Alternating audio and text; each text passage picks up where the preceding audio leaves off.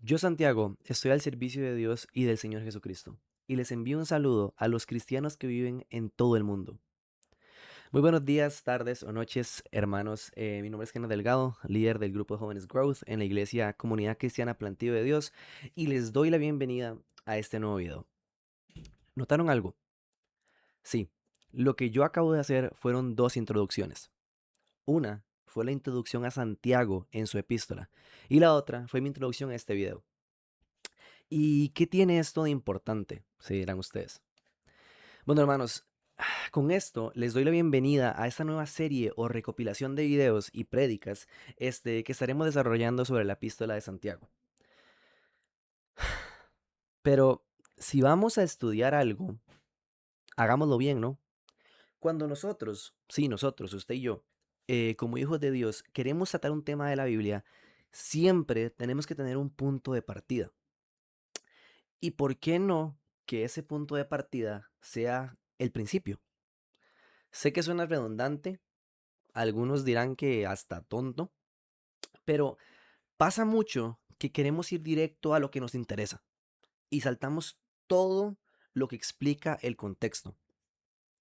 Por eso, yo quise empezar esta serie desde el puro principio, desde Santiago 1.1. Y eso es todo lo que vamos a ver hoy, Santiago 1.1.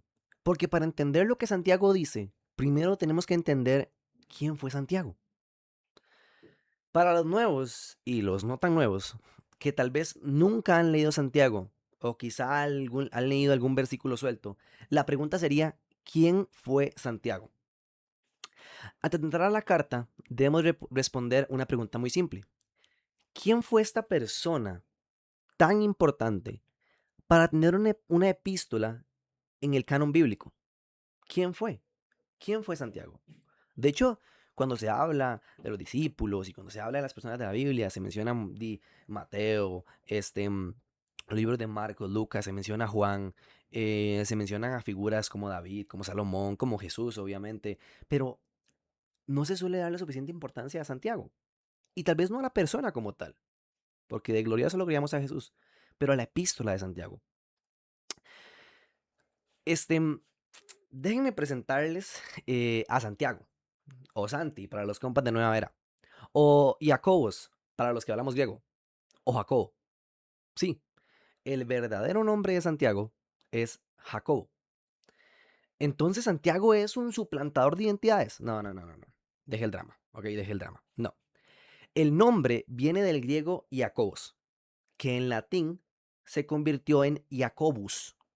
Es muy diferente. Jacobos en griego y en latín se convirtió a Jacobus, que luego pasó a Sanctus Jacobus o San Jacobo.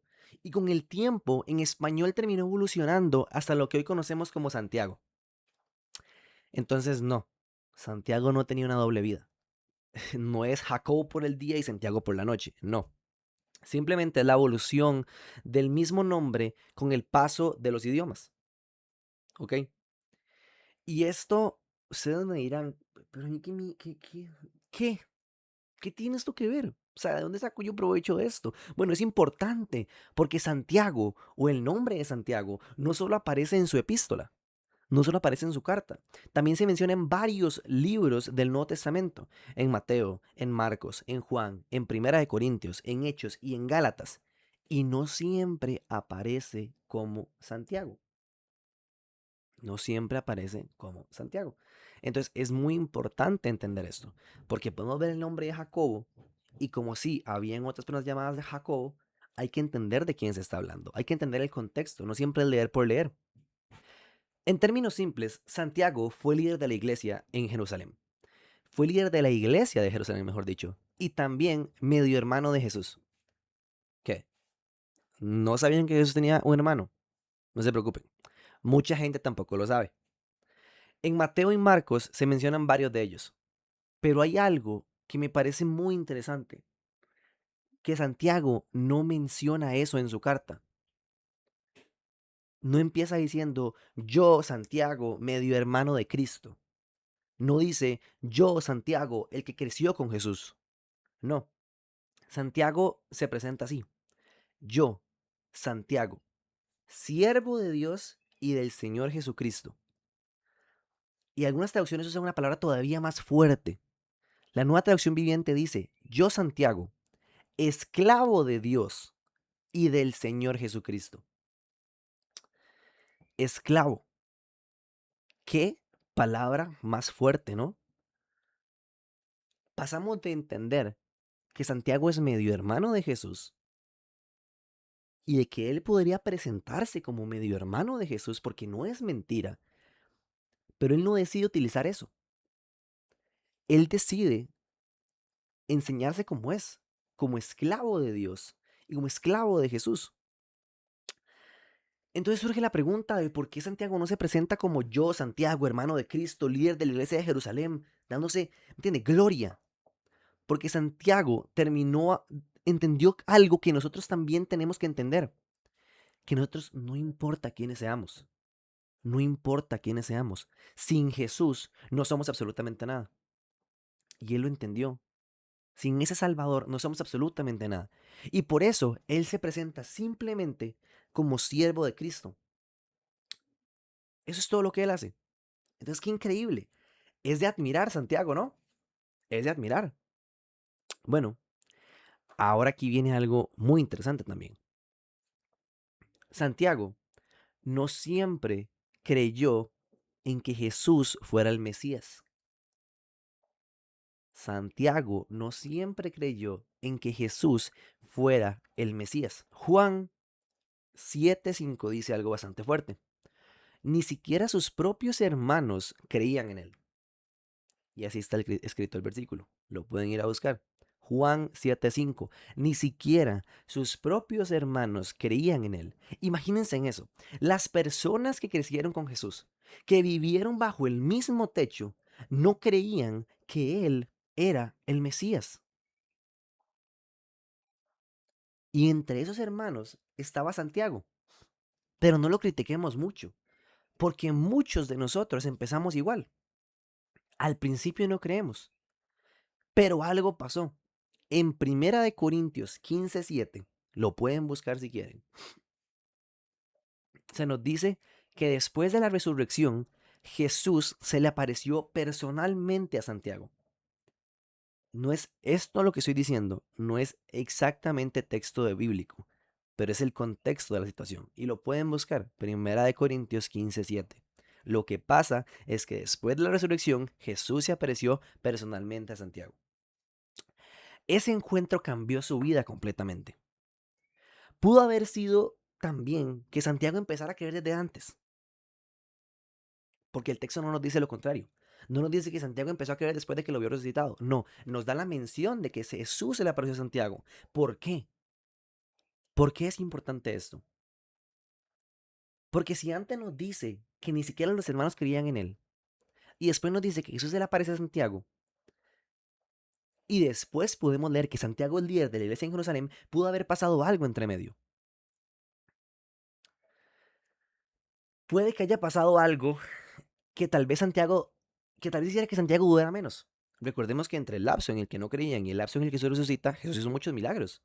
Y Santiago pudo haberlos escuchado, pudo haberlos visto tal vez.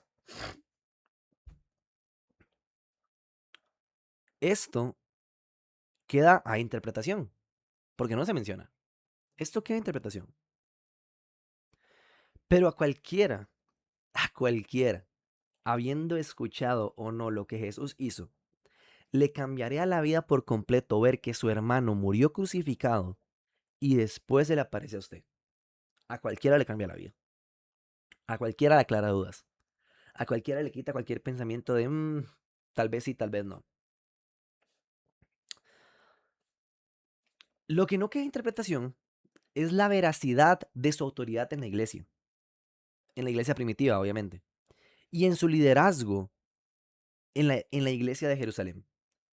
Todos estos sucesos llevaron a que el liderazgo de Santiago fuera reconocido por apóstoles e iglesias, dándole la autoridad de escribir esta carta.